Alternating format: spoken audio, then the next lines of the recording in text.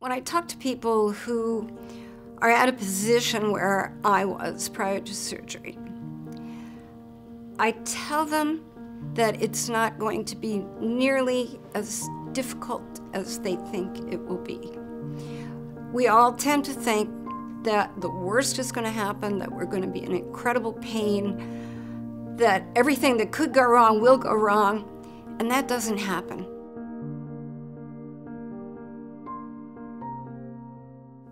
I chose an ileal conduit.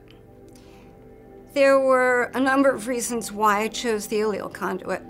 Number one, I was not a candidate for a neobladder. Too much of my urethra would have to be removed for me to be able to control the flow of urine if I had a neobladder.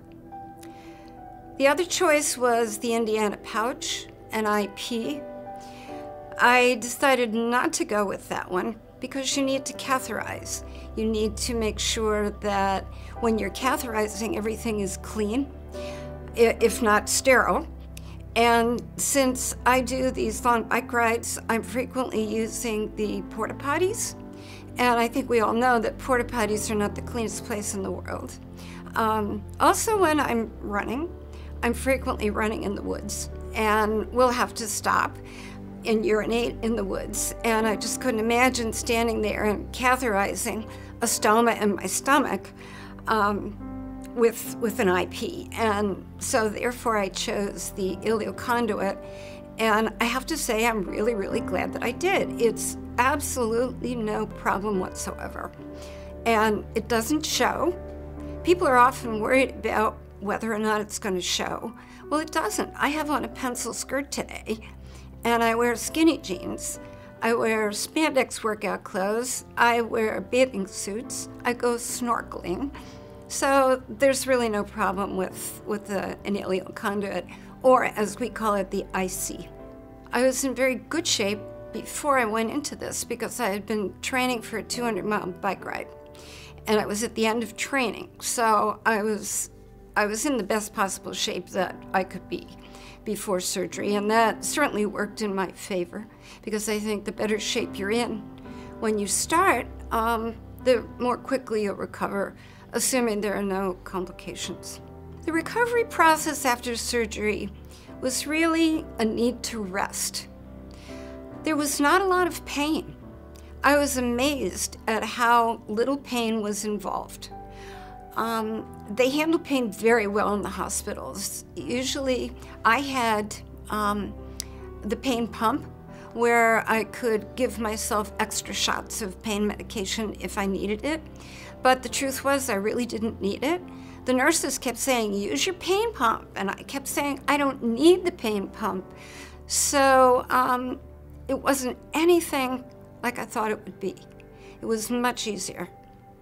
The recovery at home, I think the biggest problem that I had was getting my bowels to work normally again. I think that one either will tend to having loose bowels or will tend towards constipation. I had either one or the other. I was never in the middle for a while, but I finally got that straightened out. That was my biggest problem. I just found that I needed a lot of rest. I couldn't do much without feeling very tired for a few weeks. So I would do what I can, and then I would rest. Then I would do some more and rest. So after about 4 weeks, I was feeling pretty normal. At 6 weeks, I got the go-ahead to go back and do whatever I wanted to do, except lifting heavy objects. And even to this day, I restrict anything that I lift to 25 pounds or less because there's always a chance that you can get a hernia after this type of surgery. Short of lifting heavy weights, I would say there is nothing that I'm restricted from doing. At 8 weeks after my surgery, I was back on my bicycle. 8 months after my surgery, I did a 100-mile ride around Lake Tahoe. So I think that for me, recovery was fairly easy, and getting back to a normal life was very easy. I think there are some myths about the ileal conduit. One of the big things is that it's going to show under your clothes. It doesn't. I discovered that tummy control panties holds the pouch, which is what we call the bag, okay? Holds it in place very, very nicely. You don't need any special equipment. You just fold it up, tuck it in your panties, off you go.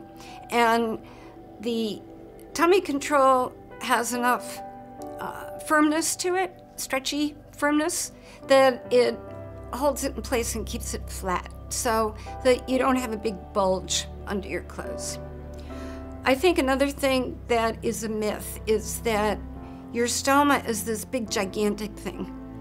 And that was something that I had nightmares about. I had visions of, this huge, gigantic red thing in my stomach. And it's actually only 3/4 of an inch wide. So I think people get concerned that it's going to take up half their stomach and it's just going to be awful and ugly, and it really isn't. It really isn't. I've even had friends ask to see it. And I say, sure, you want to see it? Here you go. It's not a problem. I think the thing that probably surprised me most was when I read about the fact that they might remove the anterior wall, which is the front wall of the vagina. And when they do that, of course, you're left with a vagina that might be 2 inches long, and it would make intercourse rather difficult. So I think it's a very important thing that people talk with their doctor about that, as I did. And I was told by my doctor that they don't have to do that. It just seems to be part of the standard for a radical cystectomy in females. But a lot of doctors leave the vagina in place if they're able to do so, depending on where the tumor in the bladder is located. And my doctor, fortunately, left everything in place for me. And therefore, I can continue to have a normal sex life. If in fact he had removed it, then I probably would have sought out reconstruction at some point so that I could have a normal sex life. But many people don't do that. They just find other ways to be intimate with each other. Having the IC has not really affected intimacy with my husband. My husband's a reasonably laid-back person, and we've spent 48 years together, well, actually total of over 50 years together. So there's not too much that would bother us. He has absolutely no problem with my stoma. He has absolutely no problem having sex with me. At first I bought some little skirt things that you can put on that hold your stoma in place, and they have little lacy things on it so that it looks cute. But we soon discovered we really didn't need that either. So it has not affected my sex life whatsoever. I think it's important that a man and a woman have a discussion about this, and we did. And I wanted to make sure ahead of time that he would be okay with it. I said, if you wanna leave, honey, now's your chance. But he said, are you kidding me? So yeah, no, we have a very good relationship all around. My primary helper was my husband. He was Velcroed to me the whole time. Every appointment, virtually everything that I did, he was right by my side. The people who I could talk to were my girlfriends. And I think this is pretty common. Women know that the best people to talk to are your girlfriends. And my next door neighbor would come and drag me out of the house when I was having chemo and say, we're going for a walk. And we did, and we would walk 5 miles, 6, 7, 8 miles, and we would talk the whole time. And she was a very, very influential person in relieving stress. And I had some other friends too who, even though I didn't really feel like it, would insist that Mike and I come over for dinner. So I had a relatively small but very intense group of people who were making sure that I was going to get through this. I didn't participate in any support group prior to surgery. About 2 weeks before my surgery, when I was really starting to hit the panic button, I accidentally came across the Inspire BCAN website, and I got online, and that made all the difference in the world to me. All of a sudden, I had a group of people who had been through the same thing that I was about to go through. And one of the gals, Nancy, gave me her phone number. So I called her. I must have talked with her for a good 2 hours. And all of a sudden, I realized that I could get through this and I could come out on the other side and resume my normal life. She made all the difference in the world to me.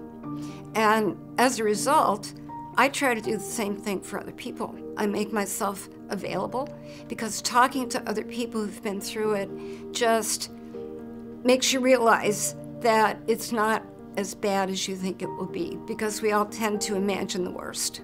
It's hard to come up with 1 or 2 words to describe my life, but I would have to say that my life is fulfilling. Very fulfilling.